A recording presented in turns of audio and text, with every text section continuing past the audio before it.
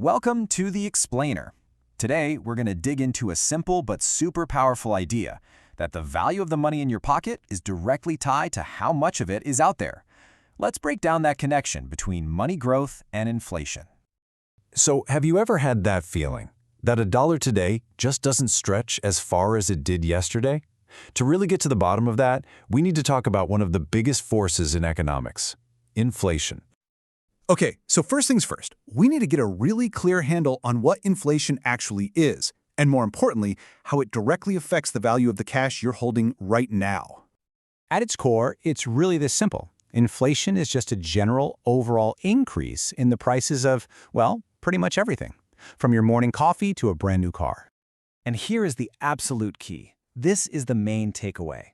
Think of prices and the value of your money like they're on a seesaw. As the overall price level goes up, the purchasing power, the actual value of every single dollar you have, goes down. Let's make this real. Forget the whole economy for a second, and just imagine a world where the only thing you can buy is a cupcake. And last year, that cupcake cost you $4. Pretty simple math, right? $1 got you exactly 1/4 of that cupcake. That's a real, tangible way to measure what your dollar was worth. Okay, now let's jump forward to this year. That same delicious cupcake now costs $5. You're seeing inflation in action right there.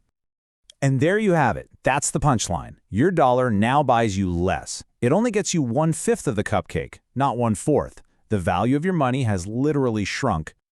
So we've seen what inflation does to our money. But that leads to the really big question, right? What causes it to happen in the first place?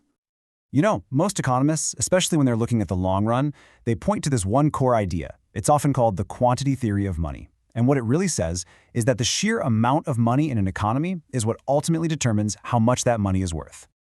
So, how does this actually work in practice? Well, step one, the central bank pumps more money into the economy.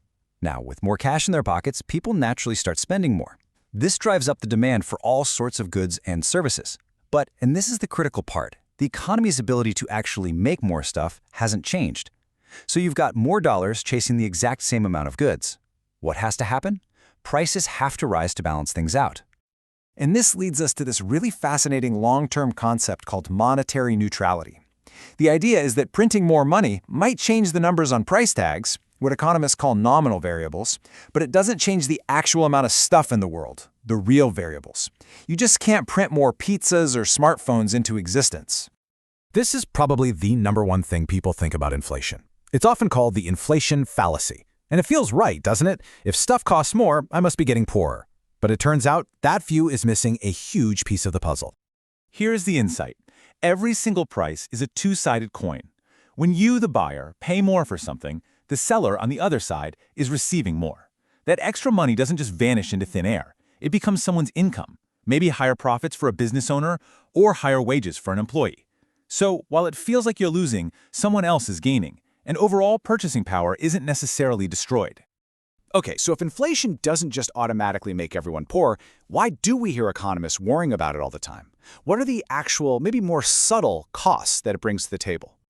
Well, economists have actually identified 6 specific costs. Some of them are pretty straightforward, like the cost of having to reprint menus. But others are a little bit stranger, like the shoe leather we wear out running to the bank, and the sneaky ways that inflation can mess with our taxes and savings.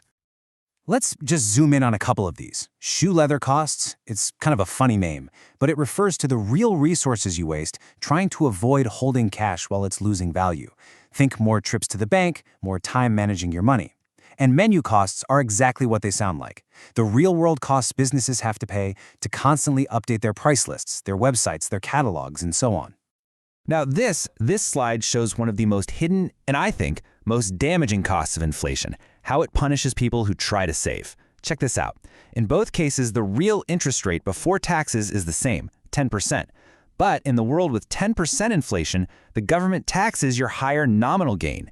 You end up paying literally double the taxes, and your actual after-tax real return plummets from 7.5% down to just 5%. Inflation creates these phantom gains that you still have to pay taxes on. And this whole idea that inflation distorts things like taxes, it leads us to a really powerful way of looking at what's happening when a government decides to print a lot of money. You can think of it as the inflation tax. When a government pays for its spending simply by creating new money, that causes inflation.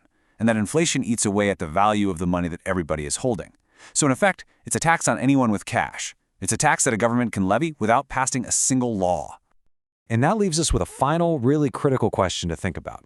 Unlike, say, an income tax, which we can design to be fair, the inflation tax is paid by anyone who holds money, which forces us to ask, who really pays the price for this hidden tax? Is it the people who can least afford to watch the value of their hard-earned savings just melt away?